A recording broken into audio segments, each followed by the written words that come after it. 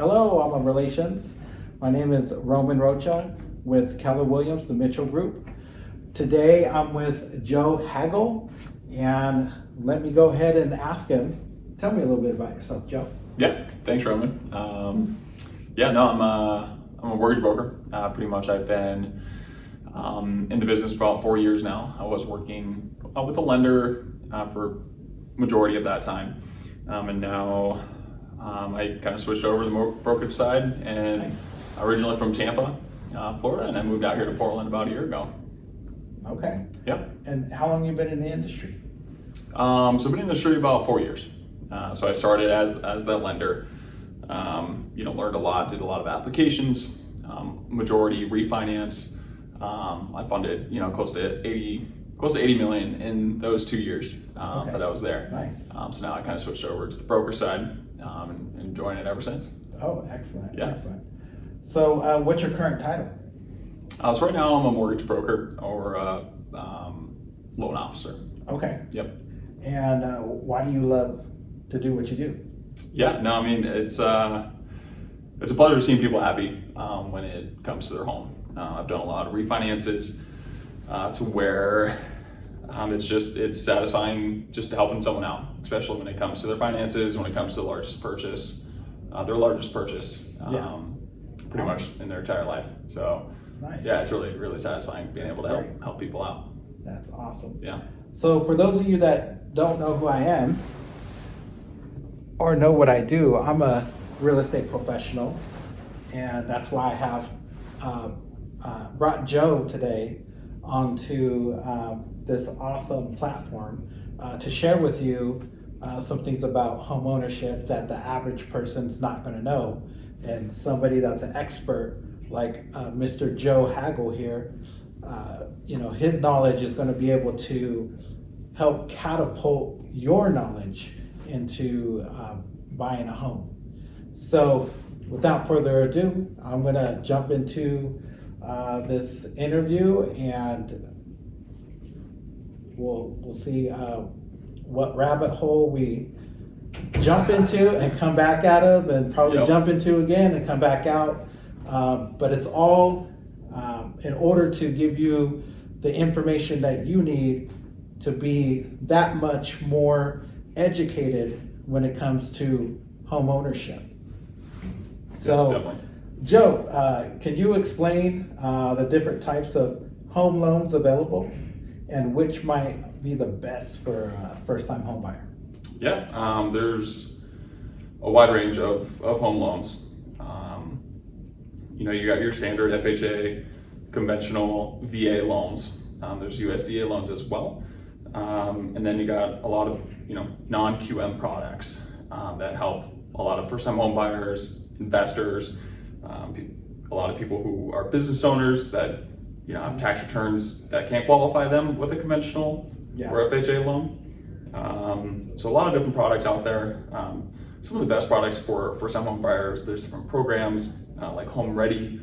A lot of FHA loans are great for first-time home buyers because they don't have to put, a ton of money down for their first-time mortgage payment, for the down payment to buy the home. They have offer close to 3.5% down, so it's not much. Yeah.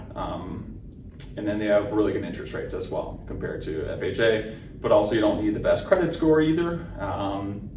And you can, definitely afford a home going into an FHA loan. So in that type of program, and you're saying not the best credit score, so what would be a not so great credit score that would allow someone to utilize that program? Yeah, so usually the minimum on FHA is around 580 credit score. Which is pretty low. Which is pretty low. Right? Yep. That's almost like non-existent credit. Yeah. Some lenders, depending on, how many assets they have, what their credit history looks like, such as bankruptcies, foreclosures, things like that. So if there's any of that, that's pretty tough to get past. But if you're like at a 560, if you have plenty of assets to cover, that derogatory credit or things like that, you can go down to 560 or 550 depending on the lender. Okay. And so that's kind of my job to help in decipher what lender to use for someone's specific scenario. Okay. Yeah. And and speaking about that, because I know that there's 3 credit reporting agencies. Yeah. And so which one is most common? Like say like the average person, jumps on a Yeah. site like, Like creditkarma.com and they find out like, I think it's Equifax and TransUnion, but there's still one other one. Which one of those are typically used by the average lender? Yeah, so what they would do is they'll take all 3. Okay. Yep, they'll take all 3, and they'll take your middle score. So it's Experian, Equifax, and TransUnion. So they'll do a hard credit pull, see which one is the middle score. So if you have a 680, 690, and a 700, they're going to take that 690. Okay. Yep. Okay. Excellent. All right. Well, what are the current interest rates for home loans, and how could they affect a mortgage payment? Yeah. Obviously, an interest rate will affect a mortgage payment no matter what. The higher the interest rate, the higher the payment. So it's pretty simple there. However, interest rates right now, are close to the 7%. That's on a conventional loan. FHA you might find in the 6%, but also it's very dependent on that specific person's credit and what the credit score looks like. Yeah. And so that's why everyone's a little bit different. How many points you can buy down on a rate, that can get pretty low. Right now I'm doing a loan for a friend. He's asking for seller concessions to buy down that rate permanently. That's an FHA loan. I'm getting close to a 5.5% right now.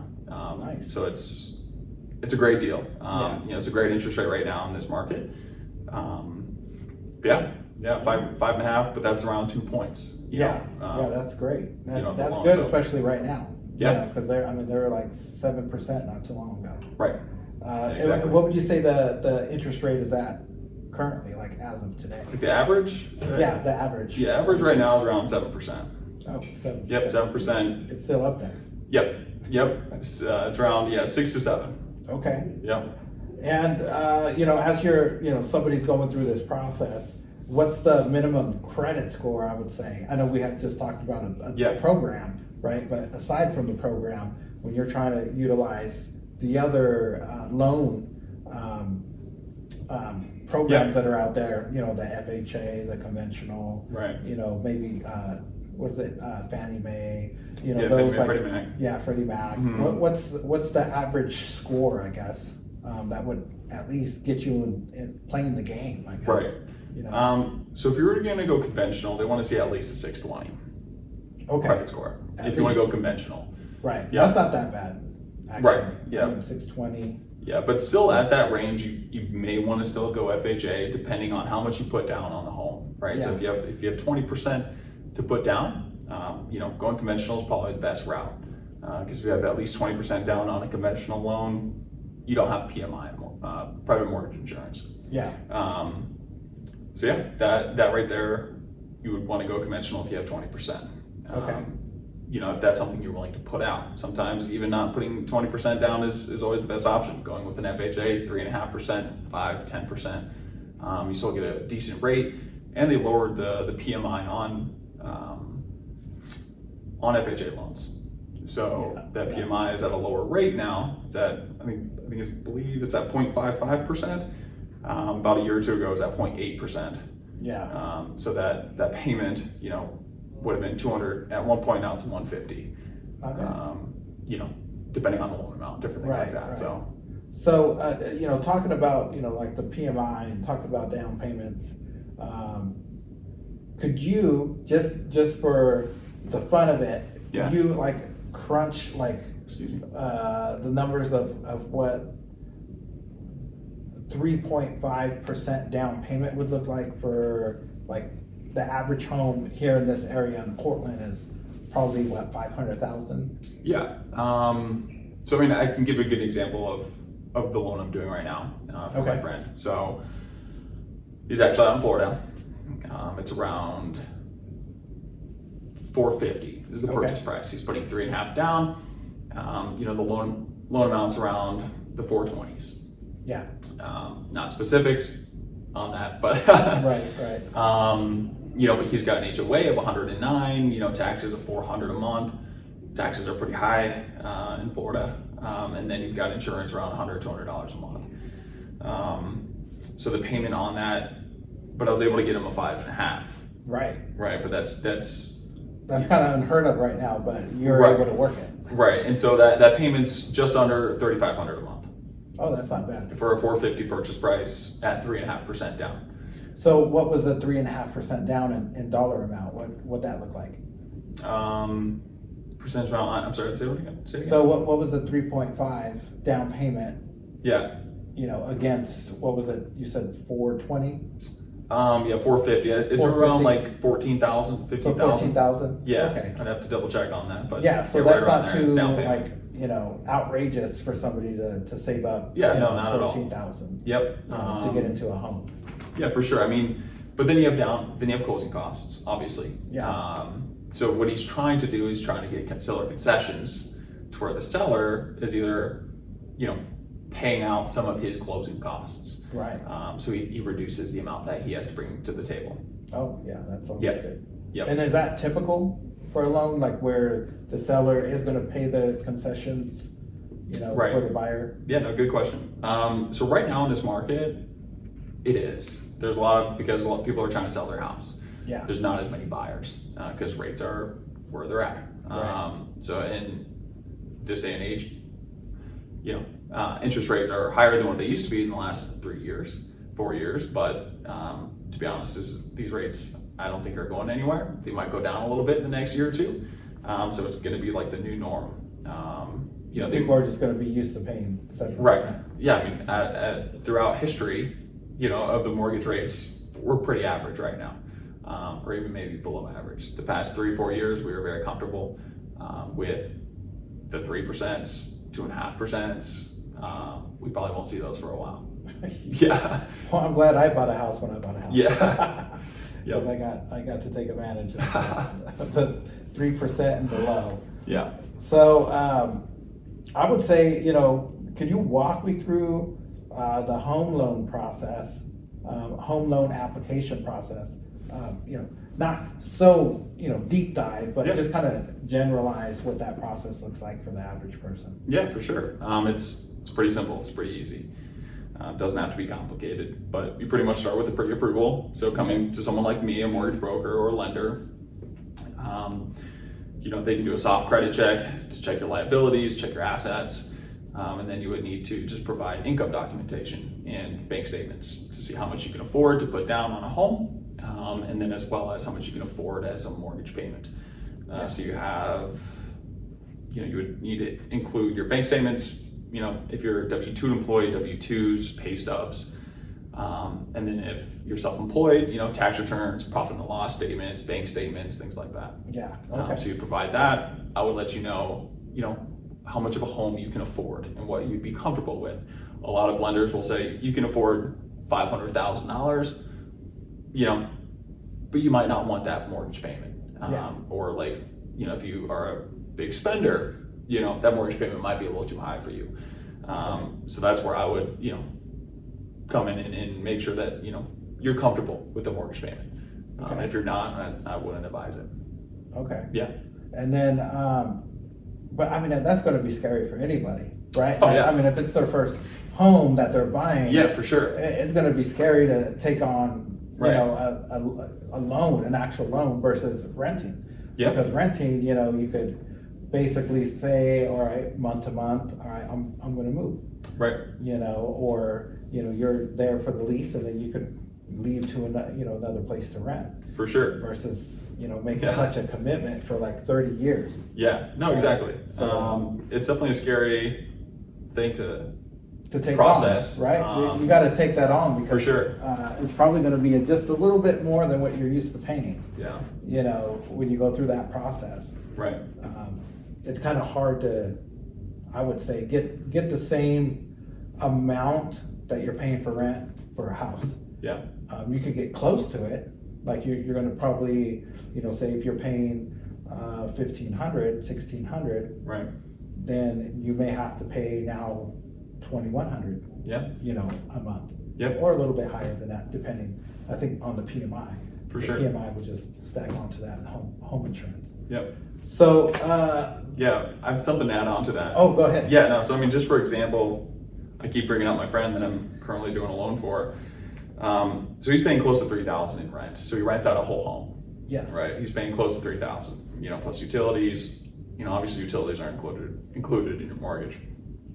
But he's paying close to $3,000. So he's like, dude, do what you can to get my mortgage payment, a new mortgage, as close to $3,000 as you can get. Yeah. Right. So as we're doing this loan, and if he goes through and everything, works out, his mortgage payments can be close to maybe $3,500 or maybe a little bit less. Right. So that's $500 a month that you're paying extra on rent versus buying.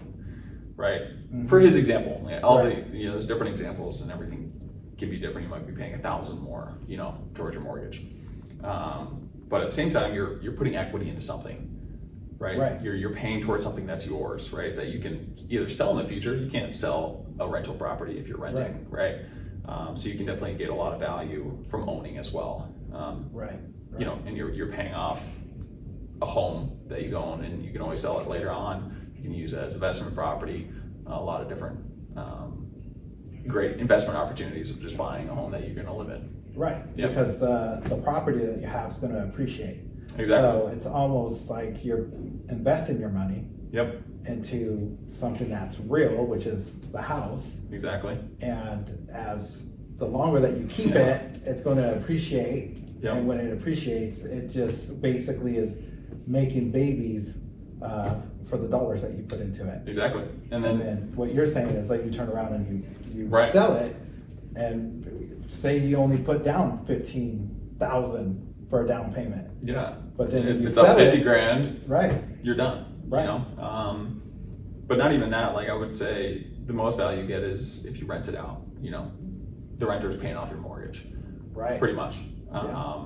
And And you then could probably make always, some extra income off that too. right, and then you can always refinance later down in the future to get a lower rate. Once rates drop.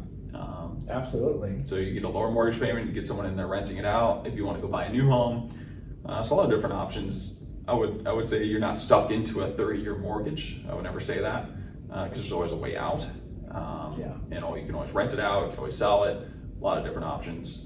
Unfortunately, with the market, you never know what's going to happen, right? But that's just living in fear. Right. And that's not something I do. Not something I will ever tell anyone to do. Right. Just to live in fear. So It's obviously better the just to go Yeah. ahead and take that first step into owning Exactly. an asset. Right? Yeah. Because it is an asset and it's an investment for sure. Exactly. Yeah. So yeah, thanks for that. Yeah, clarifying all that. Yeah, no problem. So how long does it typically take once somebody reaches out to you and says, hey, I want to Yeah. get some type of pre-approval? How long does it typically take to do that? Like if somebody called you right now, interrupted our interview and said, hey, Joe, Yeah. I'm really looking at this house and I really want it and I need a pre-approval. Yep. I need to figure out if I could even afford it. Yeah. And then would you suggest that they're looking at houses before they're pre-approved? I mean, I would suggest getting a pre-approval first, right, to know what you can afford. Because if you're shopping for an $800,000 house, but you can afford $500,000, you're kind of wasting time. Right. However, for a pre-approval, I can, if I have all the documentation right there, and then I can do it within an hour. That's no problem. Wow. And get that That's out. awesome. But obviously the whole application process, once it goes through underwriting, to close on a house, most lenders say, 30 to 45 days, depending on the loan type. I've done it in 10 to 15 days. Wow. That's yeah. awesome. Some of the lenders I work with are really quick. And that's because I work on their wholesale side as a mortgage broker. Yeah. So I don't work directly for a lender. I work with 80 different lenders, but I go to one that will best fit my client's need. And because you're doing that, Yeah. it makes it a lot easier for you to do some creative lending. Exactly. Okay. Yeah, because everyone's situation is a little different. Okay. Not two loans will be the same. Not two people will be the same in the loan that they want to get. Everyone's finances are different, income's different. You still have your average, your normal, like conventional FHA loans, right? But if someone's self-employed, there's non-QM loans that will just go off of their bank statements or go off of, those rates are a little bit higher, but it gets into a home that they want. Yeah. Otherwise, they wouldn't qualify going, a more conventional route. Yeah. Yeah. Okay. Nice. So what are the common fees associated with obtaining a home? Yeah. You've got, and there's fees with every home purchase. Yeah. So you got your normal title fees, you got your escrow that you got to put in, which your escrow is your taxes insurance. It's a holding place to pay your taxes insurance. Your yearly, your bi-weekly, or quarterly, a lot of different ways that those are paid out. You can choose to not escrow, so that you would pay those on your own. So it's an option. But then you've got origination charges, you've got underwriting fees, you got taxes, governmental fees of doing a loan, depending on, if you're going FHA or conventional, you still have your state transfer tax fees, a lot of different things that go into it. But are those fees like fees that the home buyer has to pay right away, or is it just pushed into the loan and they just pay it with their mortgage payment as like a fee that was kind of figured out with their good question. Their mortgage payment? So it depends on the loan type. So VA, there's no payment. You don't pay anything, and it's 0%, depending on what you go with, depending on different things there. So that you don't have to pay anything down, all of it gets rolled into the loan. FHA, your 3.5% is 3.5% of the purchase price, and then you have the fees that I just spoke about that you'd have to pay out of pocket as well, as in addition to. So those would also have to be paid out of pocket, but that's where seller concessions come into play as well. So though they would pay for any costs associated with that. Okay. They can do a percentage of that, but more than likely you would have to come out with some type of money. Yep, some type of money to pay those off, and the conventional route as well. Okay. Yep. So can you explain the difference between a fixed rate and an adjustable rate? Yeah. Mortgage, and the pros and cons of each. Yeah, for sure. So fixed rates are kind of what it seems. It's fixed, they're staying the same. So if you get a 7% interest rate for the life of the loan, so if it's a 30-year term, you're paying for 30 years every month a 7% interest rate. It's fully amortized. What that means is, your interest is front loaded, principal's down here, and as you pay, taxes or interest goes lower, principal payments go higher. So that's what a fixed rate is. Adjustable is, as it sounds, it adjusts. So it can adjust monthly, quarterly, yearly on the interest rate. So, if you get a 7% interest rate as an adjustable rate, then, a year later, it could be 7.5%, 7%, depending on where the market's at. If the interest rates are going higher, that adjustable rate is going to keep going higher. And your payment ultimately goes higher. So on a fixed rate, your payment's always the same. It won't go anywhere. That will always stay the same. Whenever you see a mortgage payment increase or decrease, it's due to either taxes or insurance. Okay. Yep. All right. But the pros and cons, I guess I can talk about. Yes.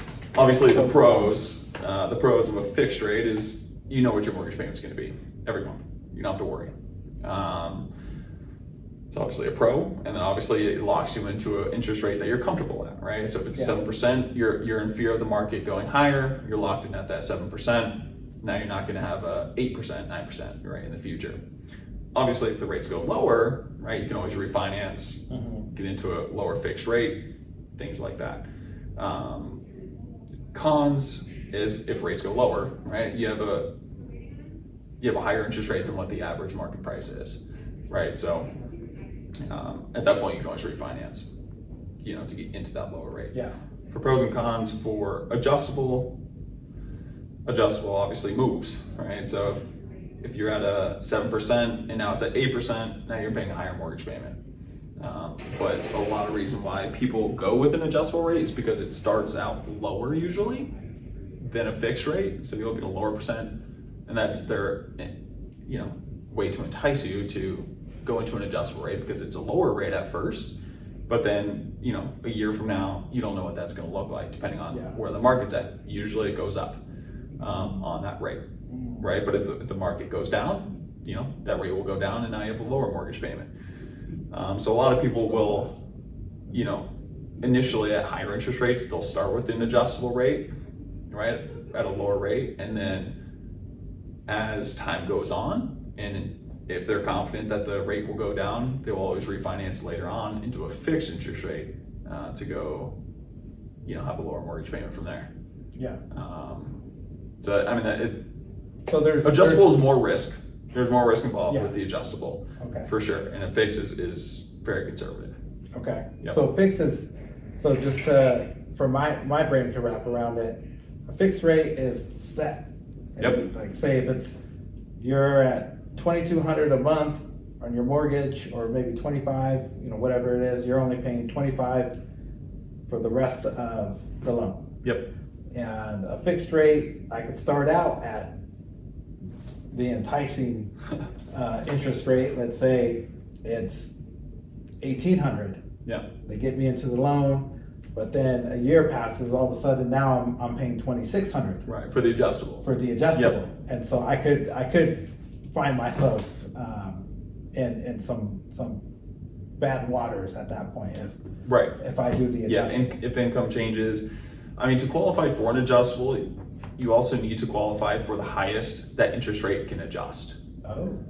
Right, so it's not just that you're getting qualified on the interest rate that they're giving you, but if they have a cap of say 2.5%, so that if it starts at 7, the max it can go is by 2.5%, depending on the lender, they're all different.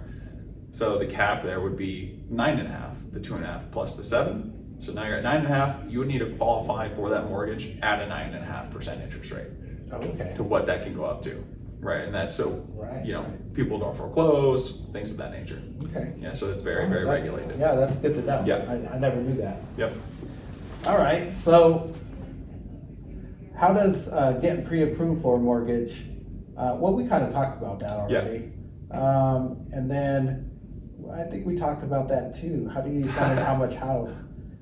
Oh, well, I guess, no, we didn't really talk about this one. Yeah. How do you determine how much house I could afford based on my financial situation? Yep.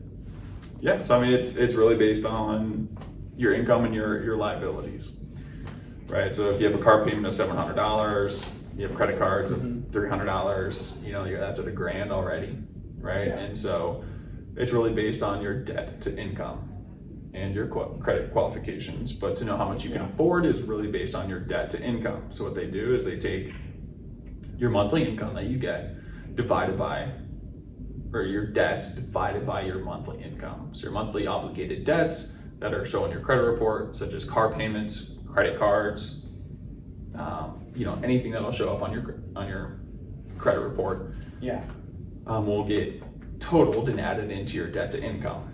And most of the time, we want your back end debt to income, which is your new mortgage payment plus any liabilities that you currently pay, divided by your monthly income. They want that usually below 43%. In some cases, it's 50%, depending on how good your credit is. If you have poor credit, they want that a little bit lower. They want to make sure that you can afford it. Because nobody wants anybody to go bankrupt or have to foreclose, right? Right, and I would never, I would always advise someone, if say, hey, this is a little tight, but I can't say that, you don't qualify, because that's my job, is to make sure they qualify. And if they qualify, then all you tell them is you qualify. Right. And it's kind of up to the buyer to make that decision. If like, hey, I feel comfortable paying this, or I don't feel comfortable paying that high. So they might have to change their mind about what house they're buying at that point. Right, and by law, I can't until someone persuade to buy or not buy for specific reasons. All I can say is qualify. I can bring up different things like, okay, well, you got a mortgage payment now, and you've got car payments, you got all this stuff. that you just want to think about. Not trying to entice them in any kind of way. Right. But I do want to make sure what's best for them is what they're getting for sure. Okay. So, and then what was the other part of that? It was, basically. Like how No, I much think house that you can covered afford? it. Yeah, how much Yeah. house you can afford, which kind of, Yeah. I mean, we spoke about getting pre-approved, Right. but we didn't, talk about really how much somebody could afford. But I mean, that's actually kind of going into the mathematics. I guess we would have to have like a whiteboard or Yeah, something. bring a long to say- calculator. and tell somebody what they can Yeah. afford. I mean, it's basically what you want to look at is, 24% of what you want to pay towards a mortgage versus your income. Right? You want that in the 20%.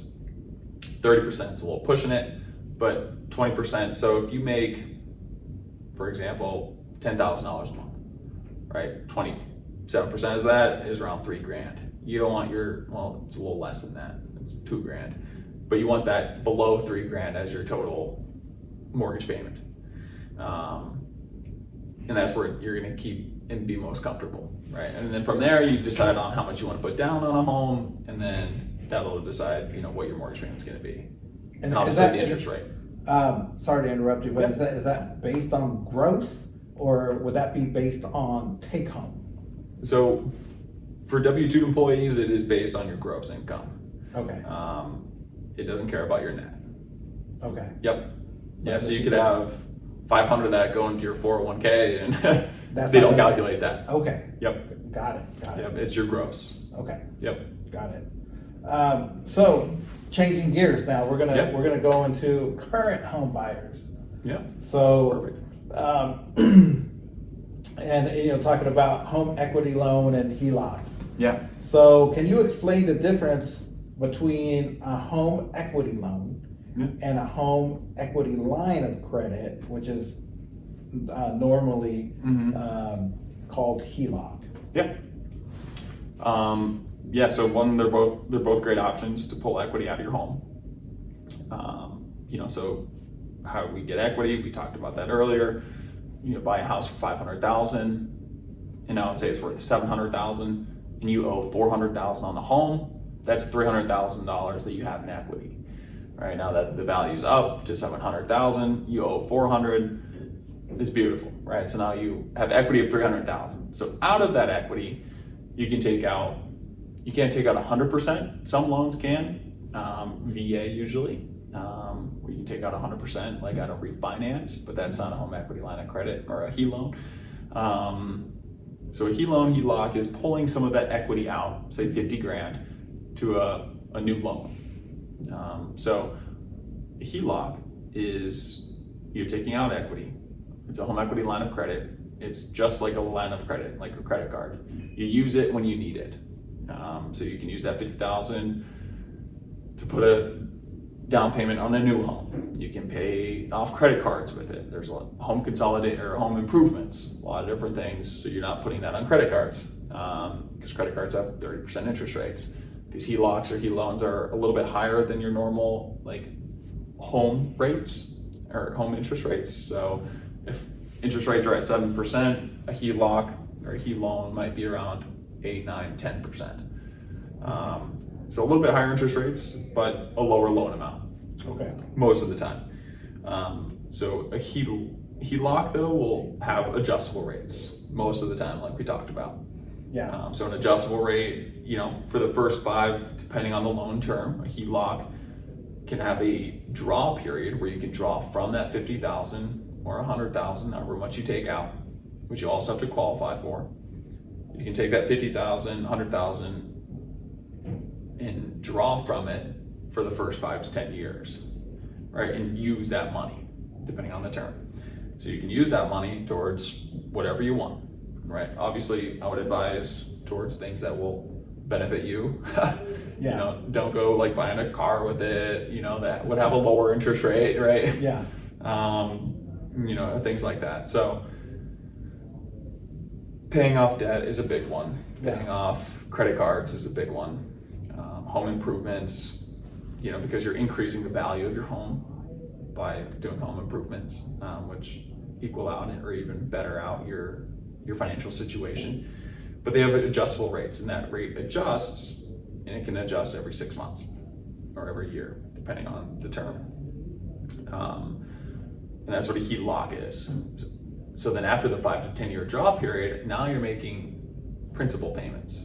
But before that, during the draw period, you're only making interest-only payments, where you're not touching that principal balance. So if you go out and spend that $50,000 immediately, you're paying interest-only payments at 8% or 9% for the first 5 to 10 years, unless you make additional payments.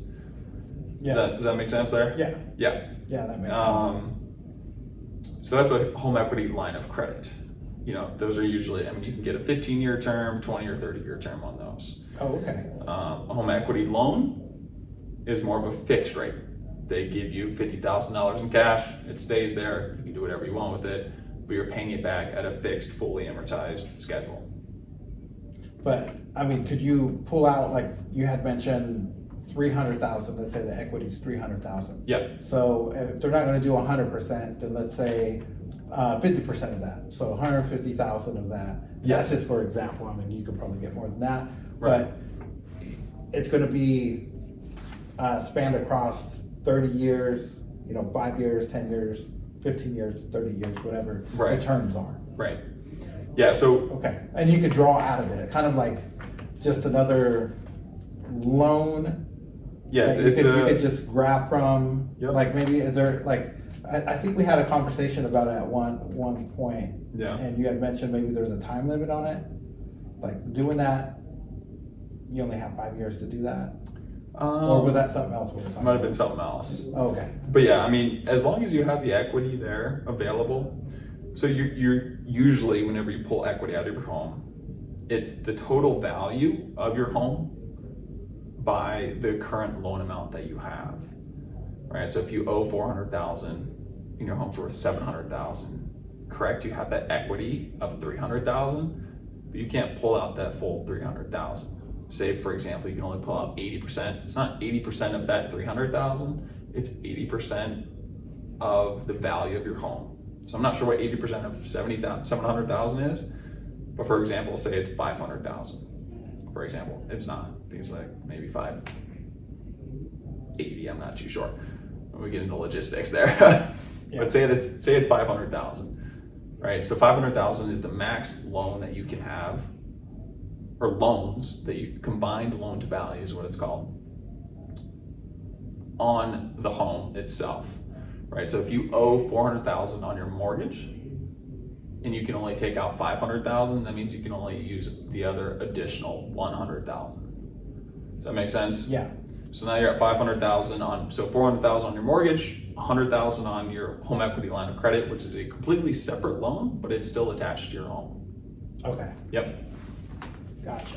And it's not like the interest rate is not as crazy as the HELOC, or is there interest associated with that too?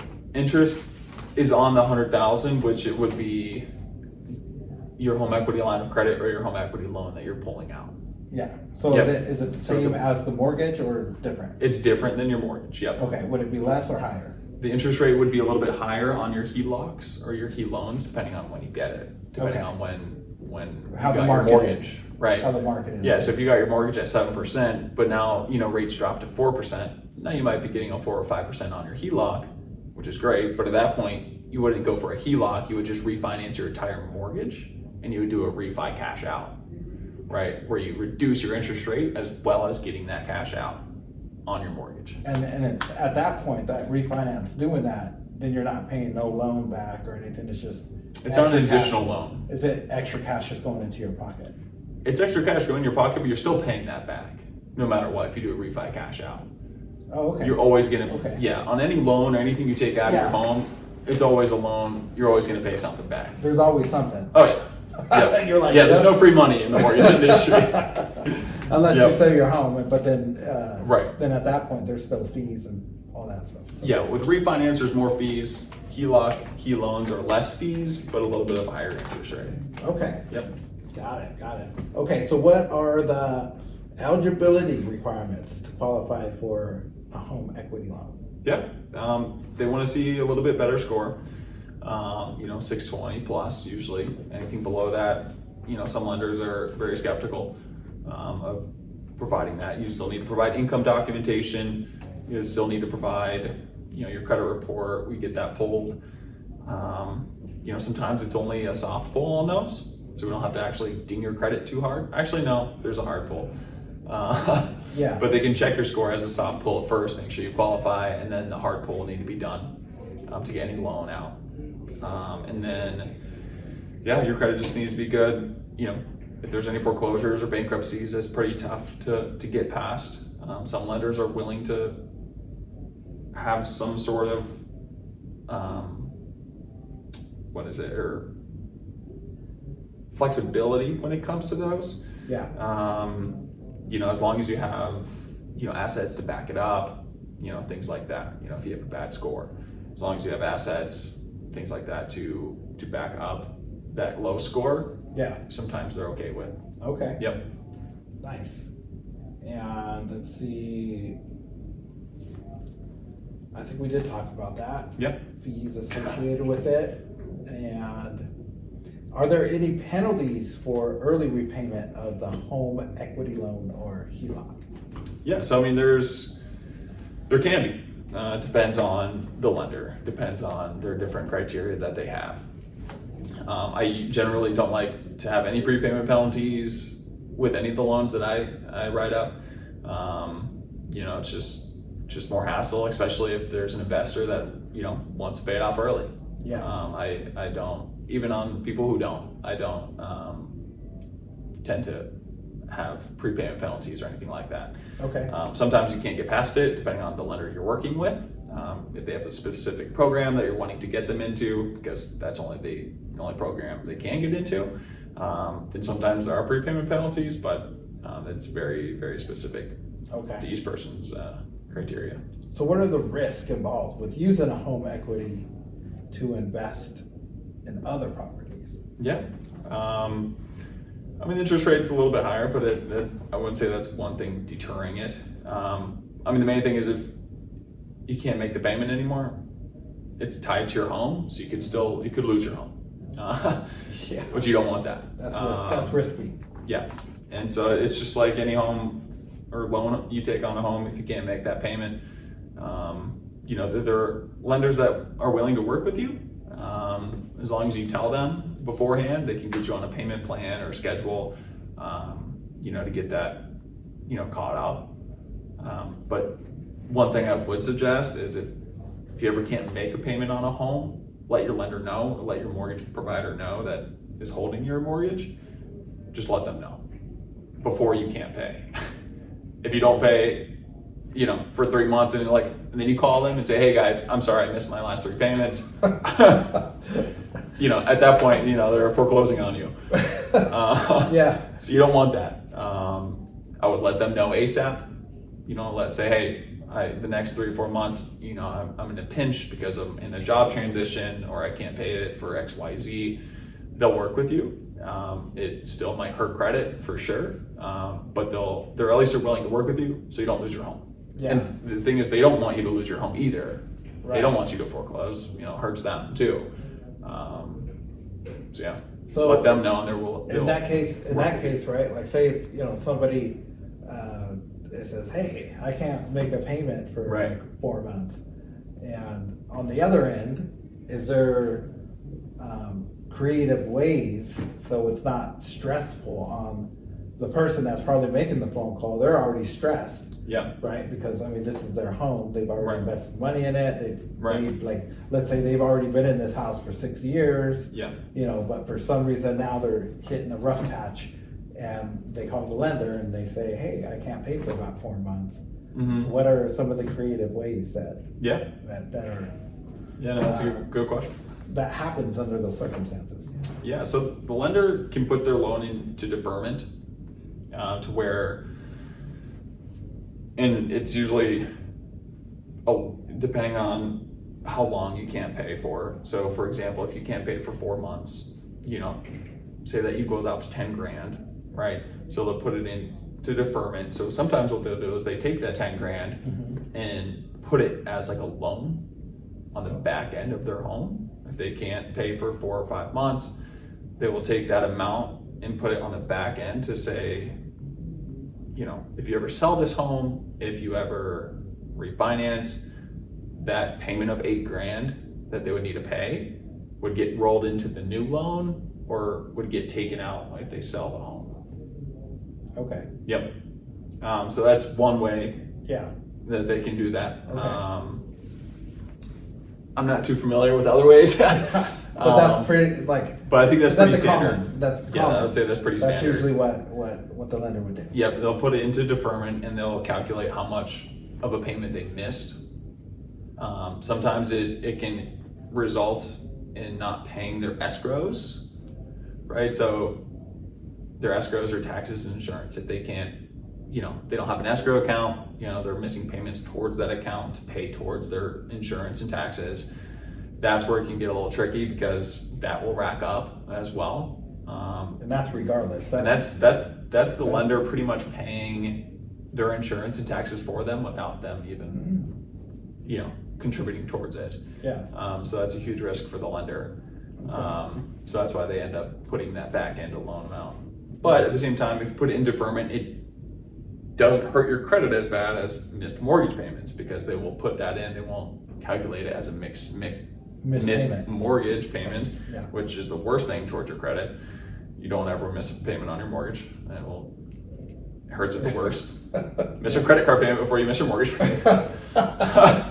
Yeah. Okay. That's good advice right there. Yeah. If you own a home, that's definitely what you want to do. Yeah. Okay, so that makes sense. That makes sense.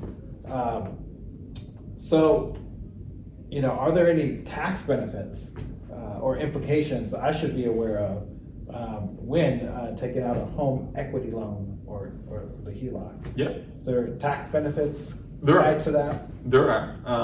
I'm not a tax professional, so legally, Really? Yeah. I thought that I'm was sorry. one of your other hats that you wore. I mean, I know some about it for sure. Yeah. But obviously I'm not a tax professional. But there are different ways. The interest that you pay on home loans can be sometimes tax deductible. You can write those off depending on it's a certain amount. I don't know all the intricacies. I mean, I sort of do, but I just can't give them out specifically. Yeah. For legal advice, but I would advise your tax professional there. Okay. But there are definitely ways. So Okay, cool. Consult your tax professionals, y'all. CPAs. And your CPAs. Okay, so how can changes in tax law, if you know the answer to this, affect my ability or anybody else's ability to use a home equity line of credit for investment purposes? Yeah, I mean, investment purposes can be a great way to utilize HELOCs. Obviously, if you pull out a HELOC, you're taking out, a lump sum of cash that you might not have in capital already. So it gives you that extra capital to either put a down payment on for an investment property or to buy out a property outright and rent it out, Airbnb it, what say you there? Okay. Obviously owning homes are most of the way the wealthy go. Yeah. Purchasing homes, purchasing property, a lot of different ways to renovate, to resell, Okay. a lot of different things that you can do in real estate. So that ends all my questions Yeah. there. So I am going to ask you a question that I believe that we talked about. Yeah. Or maybe not. Yeah, Because I hit you with something earlier and you're like, Yeah. I don't remember discussing that. But so there was something about being self-employed, right? So like, since I'm self-employed, this was a very important question to ask. Being self-employed and trying to buy property, like I was told that I needed to have 2 years of taxes Right. before I could even start thinking about trying to buy another property. So my question is, from what I remember, you had mentioned that's not always the case. Don't necessarily need 2 years of taxes. Right. That maybe I'm able to invest or get into a property by presenting someone like you with documentation of a certain amount of money going into my bank account Yep. every month. And could you explain that a little bit more? Because Yeah. I know I'm kind of probably chopping it up. No, you're good. You can explain it better. That was great. So yeah, it's one for self-employed people. Oh, okay. Usually to obtain a home, you need to have just a solid 2 years of income. That's what they want, right?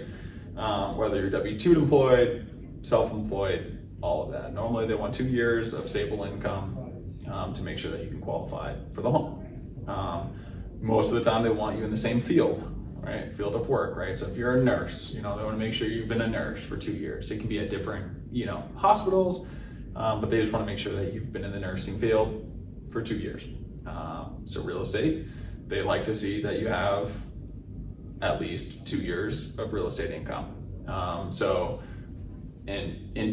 For conventional or FHA loans, or VA, they want to see tax returns, right? So tax returns will show your adjustable gross income. And so with that adjustable gross income, that's taking revenue you made in the year based on your sales. And then you have your expenses that you write off, right? Because if you're a business owner, you want to write off expenses, it helps with taxes, all of that, right? Right. So say you made 100 grand in real estate sales in the year of 2023, but you had $50,000 of expenses that you wrote off. Now your adjustable gross income, depreciation, whatever, all of that included, you're at 50 grand that you made, right? So those tax returns won't get you a lot, right? For a house that you're wanting to get, Yeah. to qualify for. And so if you want to buy a $500,000 home, so for these other loans that I'm about to talk about, you need to have a little bit of a higher down payment, right? Because it's a little bit of a riskier loan. However, they will go off of there's a couple different loans. There's bank statement loans. Well, they'll look at your bank statements, 12 months of bank statements. There's a 24-month, but there's also a 12-month, and that's usually the most common. So you've got 12-month bank statements that they'll take a look at. They'll just look at your income. Sometimes they'll have like an expense factor of like 10 to 20%. That they'll take into consideration, not like 50%, that your tax returns will show. Yeah. So sometimes they'll take that factor in of close to 10 to 20%, depending on, if the real estate pays for expenses or the agency they work with, different things like that. And then they'll just go off of that income that you get and qualify you on that specifically.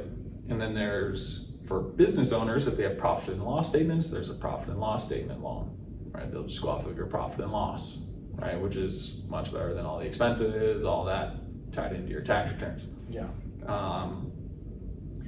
And then there's other investment loans like DSCR loans. That's just based on if you want to rent out a property as soon as you buy it, based on the percentage or the average rent of that property would be. So if that rent is $3,000 and you get a mortgage for $3,000, you can get that with showing 0 income, as long as you're going to rent it out to somebody. What? Okay. Say that one more time. Yeah. So I just want to make sure I got that. Yeah. So it's an investor loan. Okay. Right. They usually want 20-25% down payment. Okay. Right. So you'd have to put a down payment down at least. Yep. And then they'll take a ratio of how much rent you can get versus the mortgage payment. Okay. Right. So in that area, say rent is going for $3,000 and your mortgage payment's $3,000. That's a 1-to-1 ratio. You can get that home depending on the lender. There's also a 0 ratio loan that I just looked up today. Nice. With my friend. He works for a lender. Nice. And there's a 0 ratio as long as you show like an appraisal of what the rent would be. A lot of different like intricacies there, but there's no income provided there. 0 income. Okay, and you wouldn't have to produce. So the only thing you would have to do, let me see if I got this clear. The only thing you would really have to do is the down payment. So down payment and credit score also.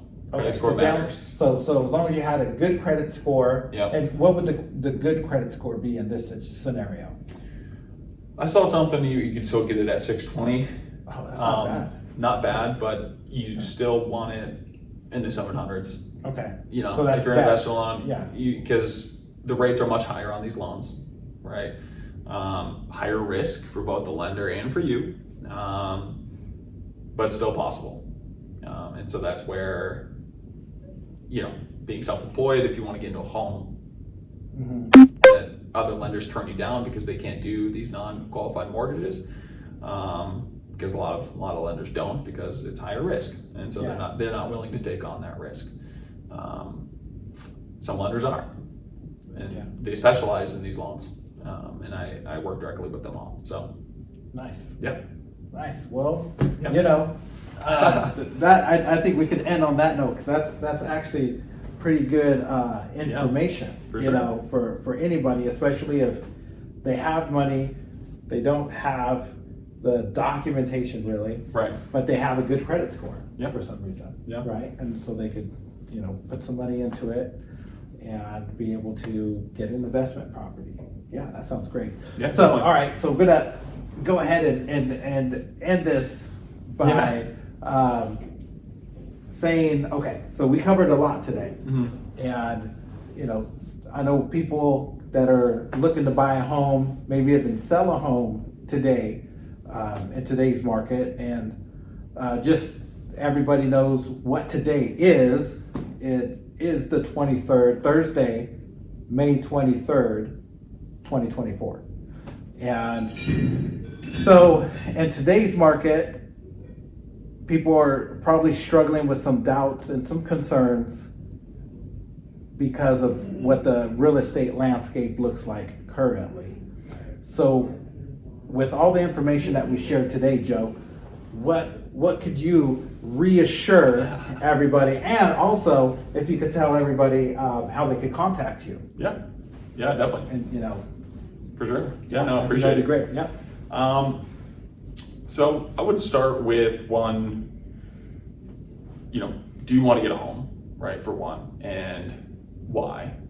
And then from there, I would contact someone who, or me, you know, see what you qualify for. A lot of people are worried that, oh, you need 20% for a down payment. It's just not true. You know, it helps some cases, but you know, if you're wanting to get into a home and you can comfortably afford the payment, I would definitely advise of it, just because home prices have always gone up. Historically, prices have always just gone up. Rates will do their thing, you know, and that's why I would say date the rate. Dating the rate just means you're gonna have that rate temporarily. So you can always refinance in the future, get a lower rate, you know, get you into the house that you want. Right now in this market, I would say it's the best time, specifically for getting a house that you really want.